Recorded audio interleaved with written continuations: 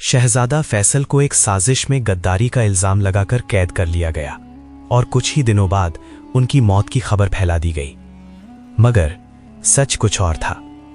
बाबा करामत की आवाज भारी हो गई। उन्हें मारा नहीं गया था, उन्हें मरवाया गया था, और उस साजिश के पीछे था वजीर खास। जुबैर के दिल में जैसे बिजली गिर गई। वजीर, उसने धीमे मगर कांपती आवाज में कहा। हां, बाबा करामत बोले, और उस वक्त का सबसे बड़ा खतरा था ये बच्ची, शहजादी जरीना, यानी तुम्हारी ये नूरी। नूरी का शरीर जैसे पत्थर हो गया। मैं? शहजादी? उसके होंठ कांप रहे थे। हां बेटी, बाबा करामत की आंखों से आंसू बह निकले। तेरी मां मलिका आलिया भी मरते वक्त तुझे मेरी गोद में दे गई थी, और ये अमानत भी।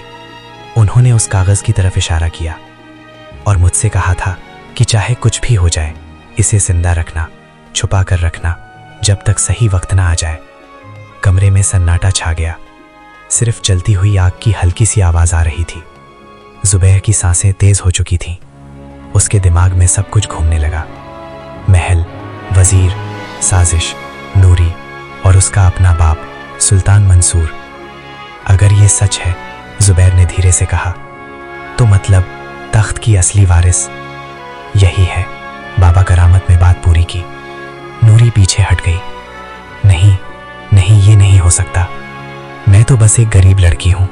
मैं तो जंगल से फूल तोड़ने वाली। उसकी आंखों से आंसू बहने लगे। मैं शहजादी कैसे हो सकती हूं? जुबैर धीरे धीरे उसके करीब आया। उसकी आवाज अब बहुत नरम थी, क्योंकि शहजादी होने का मतलब सिर्फ महल में रहना नहीं होता। कभी कभी असली शहजादी वही होती है जो अपने बाप की आंखों के लिए अपनी जान जोखिम में डाल दे। नूरी ने उसकी तरफ देखा। उनकी आंखें मिली। इस बार उनमें डर नहीं था, एक अजीब सा भरोसा था। तभी बाहर से घोड़ों की तेज टापों की आवाज आई। जुबैर तुरंत सतर्क हो गया। वे वापस आ गए।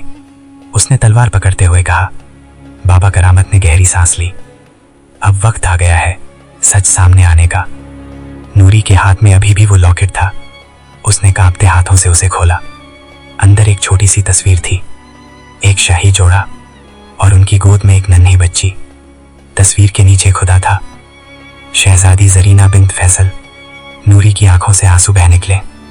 ये मैं हूं। बाहर आवाजें और करीब आ रही थी। घेर लो खंडहर को, कोई बचकर नहीं जाना चाहिए। जुबैर ने तलवार उठाई।